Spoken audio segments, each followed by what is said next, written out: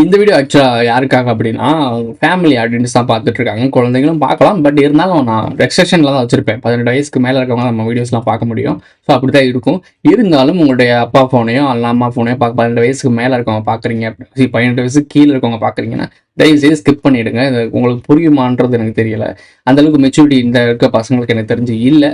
ஆனால் அடுத்து வரக்கூடிய நியூ ஜென்ரேஷன் இருக்குல்ல, அதாவது குட்டி குட்டி பாப்பாஸ் இருக்குல்ல, அதுகளுக்கு இருக்குது. பட் இடைப்பட்ட காலம் இந்த ஜென்சின்னு சொல்கிறவங்க, இந்த 2K கிட்ஸ்ன்னு சொல்கிறவங்களுக்கு அது இல்லை. அதை நான் உண்மையிலே ஒத்துக்கிறேன், அது இல்லை. ஸோ இந்த வீடியோ உங்களுக்கான வீடியோ கிடையாது. கிளம்புங்க. அப்பா அம்மாக்கள், ஒரு பேரண்ட்ஸாக இருக்கட்டும், ஒரு டீனேஜர்ஸ் பசங்க, ஒரு தாண்டி ஒரு அடல்ட்டாக மாறுறீங்கல்ல, அடல்ட்டாக இருக்கவங்க பாருங்கள் தயவுசெய்து. அதான் உங்களுக்கு கரெக்டாக இருக்கும். வாங்க வீடியோக்குள்ளே போகலாம்.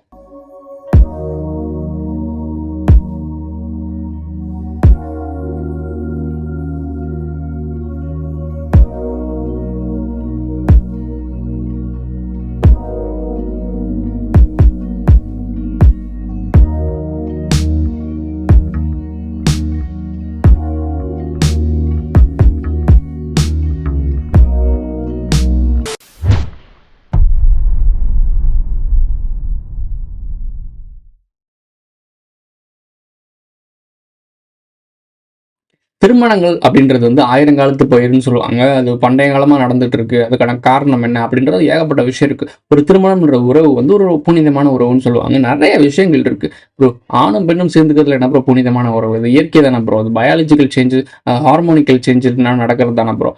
எல்லாம் ஓகே, சயின்டிஃபிக்கலாக வேணாம். இது நம்மளுடைய கல்ச்சர்ஸ், நம்மளுடைய பாரம்பரியமான விஷயங்கள் எதுக்காக கொண்டு வரப்பட்டிருக்கு அப்படின்னா, ஒரு கட்டமைப்பு, மனித சமூகம் விரக்தி அதாவது வளர்ச்சி அடைகிறதுக்கு, இனவெருத்தின்னு சொல்லுவாங்க, அது விருத்தி அடைகிறதுக்காக பண்ணுவாங்க. 16 செல்வம் பெற்று 16 குழந்தைய பெற்று நல்லா வாழுங்க அப்படிலாம் சொல்லுவாங்கல்ல. இது வந்து ஆசீர்வாதம் பண்ணுறதுக்கான காரணம் என்ன அப்படின்னா, நம்மளுடைய இனம் வளரணும், மனித இனம் சுருங்கி காணாமல் போயிடக்கூடாது, நல்லபடியாக இருக்கணும்னு சொல்லிட்டு தான் இந்த மாதிரி ஒரு ஸ்ட்ரக்சர் உருவாக்குறாங்க.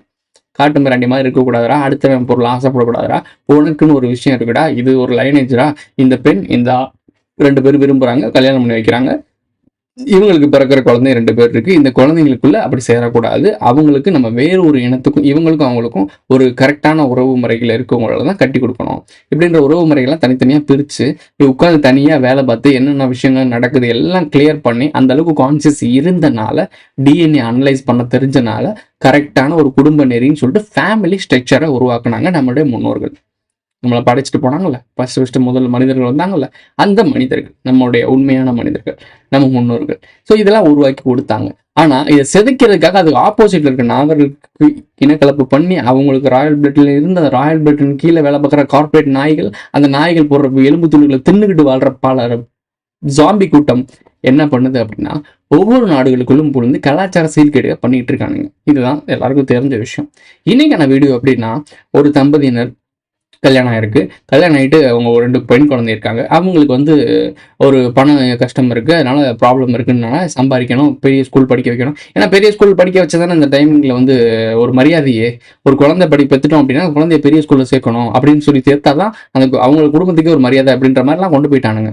இது ஒரு கல்ச்சர். இது வந்து படிப்பு எஜுகேஷன்றதை விட இப்போ எப்படி போயிட்டு போயிட்டாங்க அப்படின்னா, இது வந்து ஒரு அந்தஸ்து சம்மந்தப்பட்டதாக மாறி போச்சு, ஒரு கௌரவம் சம்மந்தப்பட்டதாக மாறி போச்சு.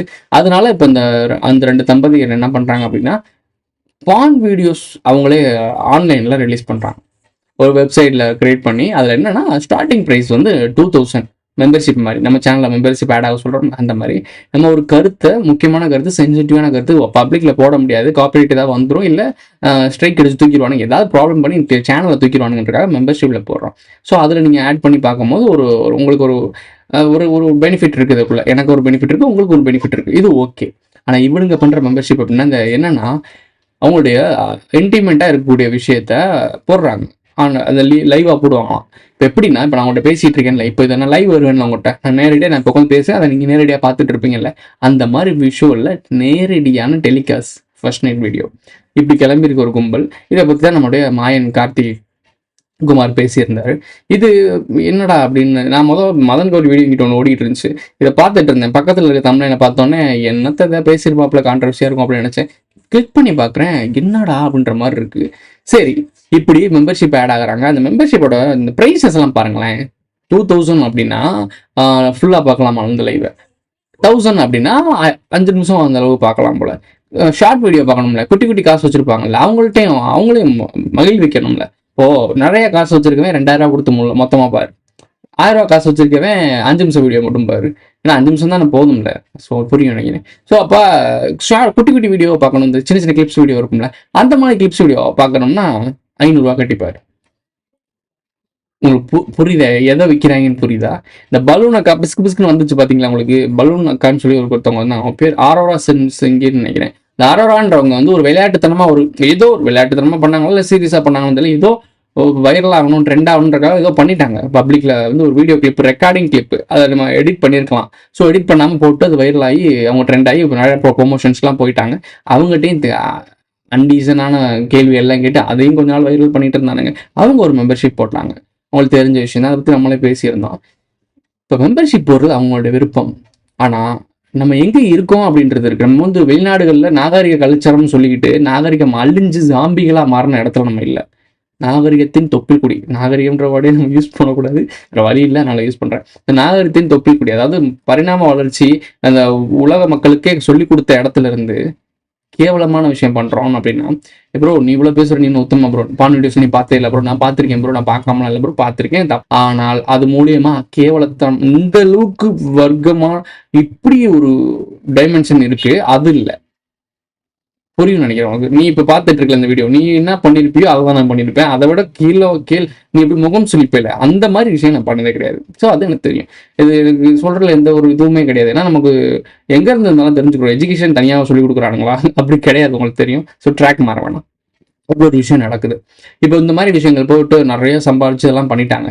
இதனால என்ன ப்ரோ, அவங்க பிரைவசி ஏதோ பண்றாங்க. இதெல்லாம் modern culture bro. New normal, new one world government, new normal. New normal என்ன? இதுதான் புதிய நாகரிகம். அதாவது புதிய நார்மல்னா இதுதான் யதார்த்தம்னு சொல்றாங்க. அவன் இவனை வச்சிருக்கான், இவனை வச்சிருக்கான், நிறைய நடந்துச்சா? உனக்கு ஒரே ஒரு விஷயம் சொல்லவா? ஒரு சட்டம் வந்துச்சு. யார் விருப்பப்பட்டா யார் கூட வேணா இருந்துக்கலாம், என்ன வேணா பண்ணிக்கலாம், ஒரு சட்டம் போட்டாங்க. அதுல இருந்து எவ்வளவு நியூஸஸ் வெளியே வந்துட்டு இருக்கு.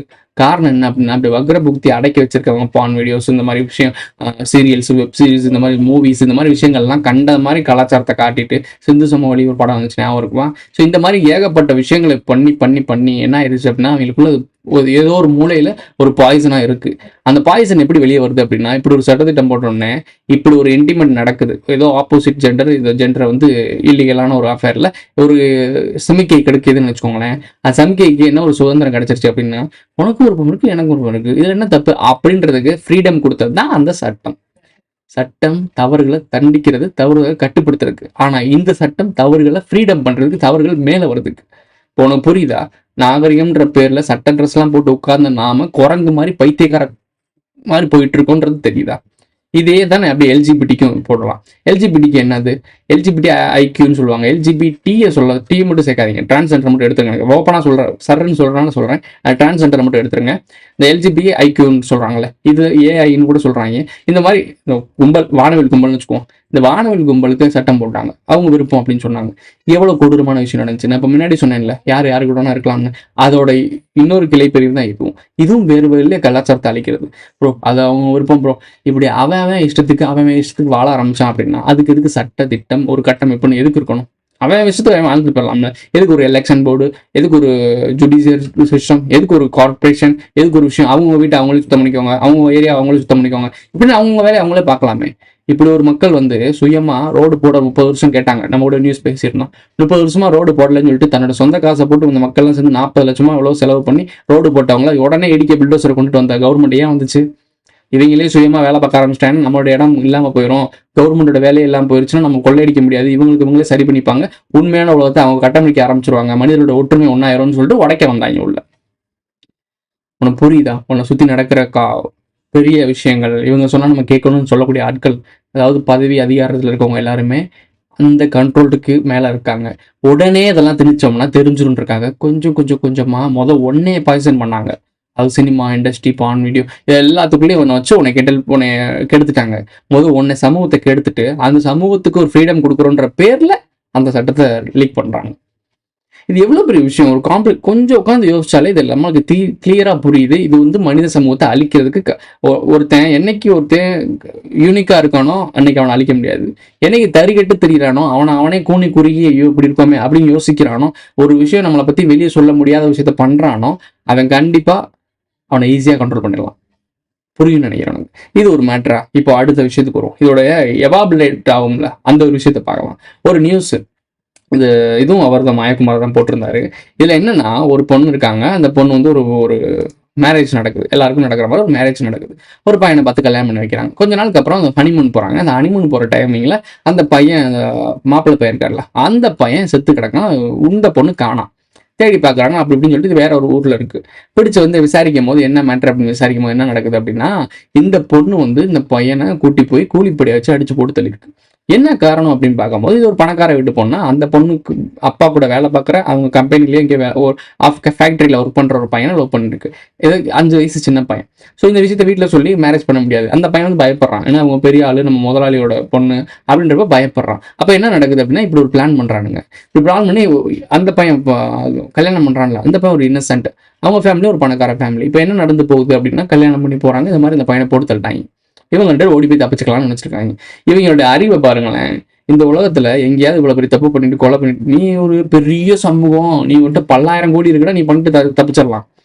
உனக்கு புரியுதா? 300 கோடிக்கு வீடு கட்டிட்டு நீ பெரிய பெரிய நடிகை எல்லாம் வச்சு பார்ட்டி நடத்திட்டு நீ எஸ்கேப் ஆயிடலாம், வெளிநாட்டுக்கு போயிடலாம், திருப்பி உள்நாட்டுக்கு வரலாம். ஏன்னா உன்ட்டு அவ்வளவு பணம் இருக்கு, உடனே தொட மாட்டாங்க. ஆனா நீங்களாம் குட்டி குட்டி ஆட்கள், நீங்களாம் சாதாரண ஆட்கள். ஸோ அப்போ நீங்க இப்படி பண்ணிட்டு எப்படி தப்பிக்க முடியும்? சட்டம் கடமை செய்யும்ல, தூக்கிட்டு வந்துட்டாங்க. இந்த பிள்ளை மாட்டிக்கிச்சு. இப்போ இதை வந்து எக்ஸிக்யூட் பண்ணி இதை ரோல் மாடலாக எடுத்து மதன் கௌரியோட வீடியோ பார்த்து, மதன் கௌரி சொல்கிறான் இந்த வீடியோவில், இன்னொரு வீடியோ, அதை இந்த தப்புலாம் அவங்க பண்ணனால மாட்டிக்கிட்டாங்க, இதை மாட்டாமல் தெளிவாக பண்ணணும்னு சொல்லிட்டு ஒரு வேலை பண்ணியிருக்காங்க. இதே மாதிரி இன்னொரு வேலை, அதை பற்றி மதன் கௌரி வீடியோ போட்டிருப்பான். அந்த வீடியோவில் என்ன சொல்கிறாங்க அப்படின்னா, அம்மா பொண்ணு இப்போ ஒரு லவ் பண்ணுறவங்க அப்படின்னா ஒரு பொண்ணு இருப்பாங்க, ட்ரையாங்கல் லவ் ஸ்டோரி இருக்குல்ல, அது மாதிரி தான் இந்த 3 பக்கம் 3 காதலாட்டமா சொல்லுவாங்க. ஒரு படம் கூட வந்துச்சு. ஸோ ஒரு பெண்ணை 2 பசங்க லவ் பண்றது, ஒரு பையனை 2 பொண்ணுங்க லவ் பண்றது, இந்த மாதிரி ட்ரையாங்கிள் லவ் ஸ்டோரி இருக்கும்ல. இப்போ அம்மா பொண்ணு ஒரு பையன், அம்மாவும் பொண்ணும் ஒரு பையனை லவ் பண்றாங்க. இப்படி ஒரு நியூஸ் வருது. இந்த நியூஸ்லயும் இறுதியில ஒரு பலியாடு மாட்டிருக்கேன் மாப்பிள்ளை பையன். அதாவது ஆண்களுக்கு சமூகத்துக்கு இப்போ ஒரு சாபக்கேடா மாதிரி இருந்துச்சு. ரொம்ப இன்னசென்ட்டாக இருந்தால் போட்டு தெளிக்கிறாங்க. கொஞ்சம் கவனமாக இருந்துக்கடா தம்பிகளான்ற பாரு, நம்ம கழட்டு போய் மாதிரி. சரி, எல்லாரும் கவனமாக இருந்துக்கோங்க. மென்ஸ் எல்லாரும் ஆண்கள்லாம் கொஞ்சம் கவனமாக இருந்துக்கோங்க. எப்பயுமே கான்சியஸோட இருங்க. இப்போ மேட்ருக்குள்ள போவோம். ஒரு பேங்க் எம்ப்ளாயி, பேங்க் மேனேஜர், அங்கே ஒர்க் பண்ணிட்டு இருக்க ஒரு ஆண்டின்னு சொல்லக்கூடாது, கிளவின்னு கூட சொல்லலாம், ஆண்டின்னு வச்சுக்கோங்க. இந்த ஆண்டி வந்து இந்த மேனேஜர் மேலே ஒரு க்ரஷ் ஆகுறாங்க, ஒரு கனெக்ட் ஆகுறாங்க. கனெக்ட் ஆகி இவங்களோட அஃபேர் போயிட்டு இருக்கு. இப்போ என்ன நடக்குது, இந்த ஆண்டிக்கு உடம்பு முடியலன்னு சொல்லிட்டு வீட்டில் இருக்காங்க. அவங்க பொண்ணுக்கு வந்து அந்த ஆஃபீஸில் ஒர்க் பண்ணுறாங்க. இப்போ அந்த பொண்ணுக்கும் அந்த மேனேஜர் மேலே லவ் வருது. இப்போ அந்த மேனேஜருக்கு யோசிச்சிருக்கணும், மேனேஜருக்கு தகாத ஒரு மைண்ட் செட் இருந்தனால தான் அவன் இந்த ஆண்டியை கரெக்ட் பண்ணியிருக்கான். அப்போ அந்த ஆண்டியோட பொண்ணு வரும்போது அம்மாவோட பொண்ணு நல்லா இருக்குன்னு சொல்லிட்டு பொண்ணு பக்கம் ரூட்டை போட்டிருக்கான். அந்த பொண்ணையும் கரெக்ட் பண்ணிட்டான். அம்மாவும் பொண்ணு ஒரே வீட்டில் 2 வண்டி ஓடிக்கிறீங்க. ஸோ அவங்களுக்கு புரியுன்னு நினைக்கிறேன். ஸோ இப்போ இந்த வேலை போயிட்டு இருக்கும்போது சரி, இவங்களுக்கு எதாவது இஷ்டத்துக்கு தான் பொண்ணு, அம்மாவுக்கும் தெரிஞ்சிருச்சு, பொண்ணுக்கும் தெரிஞ்சிருச்சு. இந்த 2 பேரும் தெரிஞ்சது போயிட்டு இருக்கு. அம்மாவுக்கு என்னன்னா தன்னுடைய காதலனை விட்டு கொடுக்க முடியல. அதாவது கல்யாணத்தை தாண்டி, திருமணம் தாண்டிய உறவை விட்டு கொடுக்க விரும்பல. ஏன்னா சொல்லக்கூடாது இல்லை, கள்ளக்காரன்னு சொல்லக்கூடாது இல்லை, கருப்பு சிறகாரையும் கோவப்பட்டுருவாங்க. ஸோ திருமணத்தை தாண்டிய உறவு அவங்க அம்மா ஏற்றுக்கல. அதுக்கு என்ன பண்ணுறாங்க, அந்த பொண்ணு கல்யாணம் பண்ணி அனுப்பி விட்டுருவோம், அப்புறம் நம்ம மேனேஜர் கூட ஜாலியாக இருக்கலாம் அப்படின்னு ஒரு பிளான் பண்ணுறாங்க. இப்போ என்ன ஆயிருது அப்படின்னா, பொண்ணு போன பிறகு இந்த மேனேஜர் டென்ஷன் ஆகிட்டான்.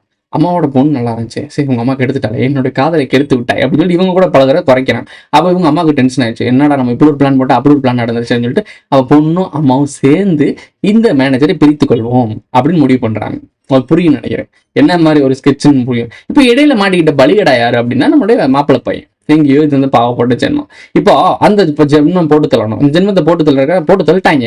அப்போ அதுக்கு ஒரு பிளான் பண்றாங்க. எங்க பிளான் பண்றாங்க அப்படின்னா, மேனேஜர்கிட்ட வந்து நிக்கிறாங்க பாருங்க கன்சியூமர்ஸ். நம்மள இப்போ நான் போறேன், லோன் வாங்க போறேன்னு வச்சுக்கோங்களேன், என்னைய பிடிக்கிறாங்க, என்னைய மாதிரி ஆளை பிடிக்கிறாங்க. பிடிச்சிட்டு உங்களுக்கு இவ்வளவு லோன் வேணுமா, நான் தரேன், சும்மாவே தரேன், ஆனா எனக்கு இந்த வேலையை பார்த்து கொடுங்க.